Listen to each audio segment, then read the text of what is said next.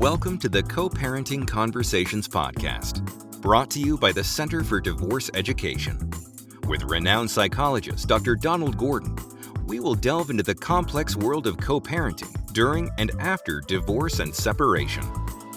Join us as we explore some of the emotional, legal, and practical aspects of parental breakups, helping you navigate this transformative journey with wisdom and guidance.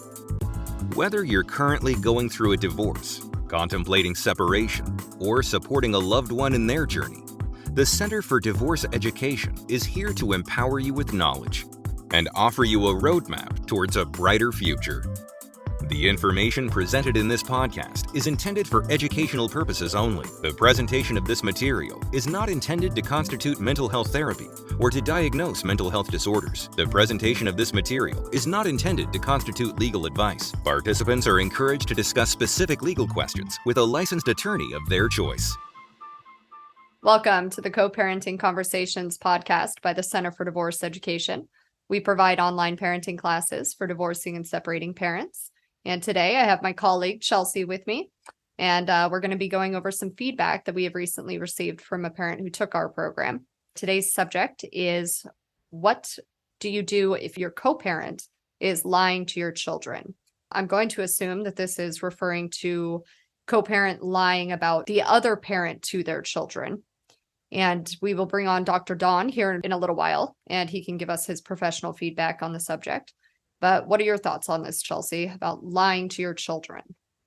My thoughts as a mother immediately go to one of two situations. Either somebody lacks integrity, to which I would highly recommend professional help. However, I think that there is a larger part of the parenting community that may feel like their intentions behind a lie are good, and therefore they justify it. I think in those situations, it's coming from a place of protectiveness, which is an instinct. But truth be told, how we handle that instinct is truly an opportunity for us to represent ourselves and show our children who are watching us how to handle big, powerful emotions. We can also use that as a challenge. It's hard, but it's not impossible. Right. What do you mean by lying with good intentions? Let's say a parent doesn't show up for their child's graduation, but they promised that they would. The child would be heartbroken and crushed, and the other parent that did show up may feel stuck covering for them.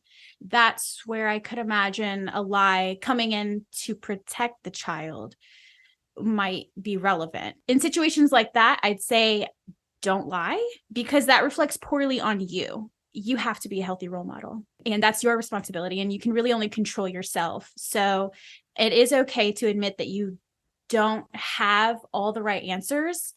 It is enough to just let them feel what they need to feel and just be there. Right. No, I agree. And we do know that our program and workbooks actually outline what may be appropriate to share with your children as well. So you obviously want to share the same things with a 6-year-old as you would with a 15-year-old, right? Because they're at different levels and they wouldn't understand the same things. In my opinion, usually a coping mechanism, lying to your children, because you're trying to take your hurt feelings and put it on the other parent. And maybe not in all cases, but that definitely is, we see that a lot with co-parenting, putting your child in a loyalty bind. So I will actually go over a few points from our What About the Children workbook. The children are not responsible for the divorce and separation, obviously. You will always still love them, both parents. They still have a family, including both parents. And explain who they likely will be living with as far as grandparents, moving, that type of situation. What routines will be the same and what will change as far as the bedtime, activities, school, what parent is taking them where and when, and let them express their feelings and concerns about the divorce and separation as best as you can.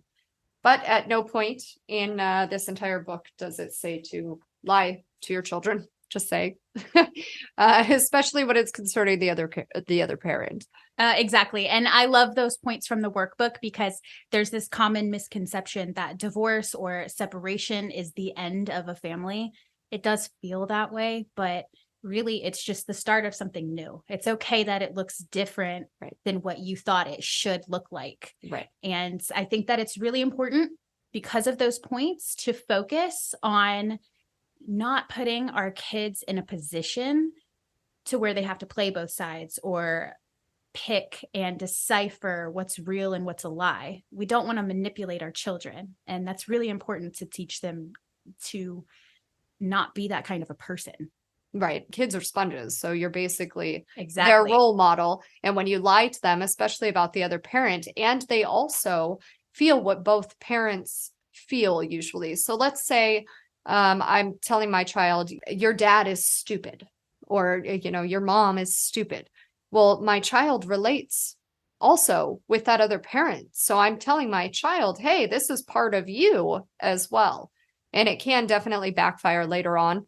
So I feel like this is more likely to happen also with teenagers, because with teenagers, they usually have a better understanding of what is going on, the divorce and separation, and they're more likely to pick sides between mom and dad. That really can, in the end, put your child in a situation with feelings that they're not ready for.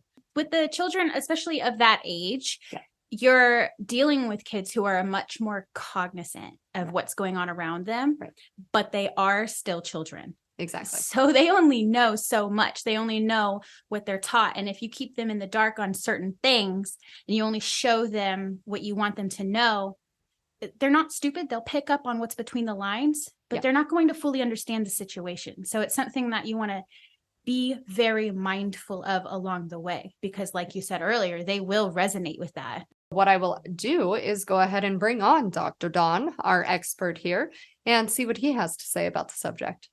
Dr. Don, what is your professional opinion about lying to your children? When you're in that situation, you need to search what your intentions are. What are you trying to accomplish? If you're trying to make the other parent look bad, and it's a common temptation when you're going through a contentious divorce or separation, that's going to put your child in a bad situation to making the other parent look bad. So look at your intentions and notice if you're in a fight or flight mode. If you're in a fight or flight mode, that means part of your brain, the amygdala, is causing you to either attack or counterattack or flee, and you're not able to attune to your child's emotions when you're in that fight or flight mode. So you're not able to imagine how your child is going to react to what you're telling them about the other parent lying. And so it's necessary to calm yourself down before you say anything. And we teach parents how to do that with deep breathing, with thinking of some happy memories, with being grateful for certain things, to get yourself calmed down. And then what you can do is to tell your child that the other parent must have forgotten their event. They have gotten, sometimes their other parent overschedules. They get too committed to something else and they simply forget.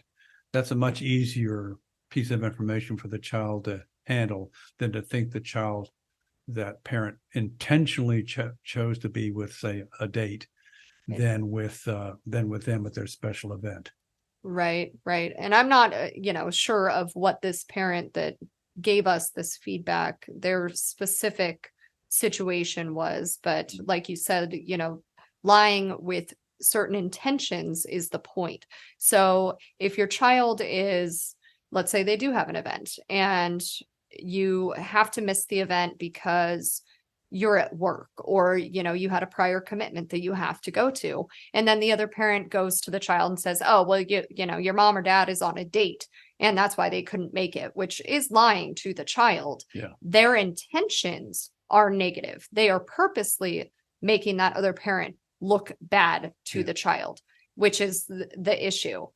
Well, in this situation, a couple of skills that would be useful is don't assume motives on the other part of the other person. So consider what are some other motives besides the negative ones you assumed, and there's some maybe benign or even positive motives. Once you make yourself aware that there are other motives for the other parent's behavior, then you're less likely to stick with a bad motive. Right. Another important skill is stop, look, and listen, is to to stop yourself from reacting defensively and with anger, and doing that by taking some deep breaths, pausing, thinking of a good memory. So you stop yourself. Then you look at all your options for responding. Don't just go with the first one that comes to mind because you're in a fight or flight mode. What are the different ways you can respond to the situation? And then finally, listen to your better nature. Show the better side of yourself when you respond, instead of showing the worst side of yourself because you're in a fight or flight mode. Right, right. No, that makes perfect sense. And we appreciate your feedback here today, Don. Whether you are looking for a divorce, have already been divorced, or are thinking about divorce or separation, the skills do work and they do help. And we encourage you to tune in next time. Thank you.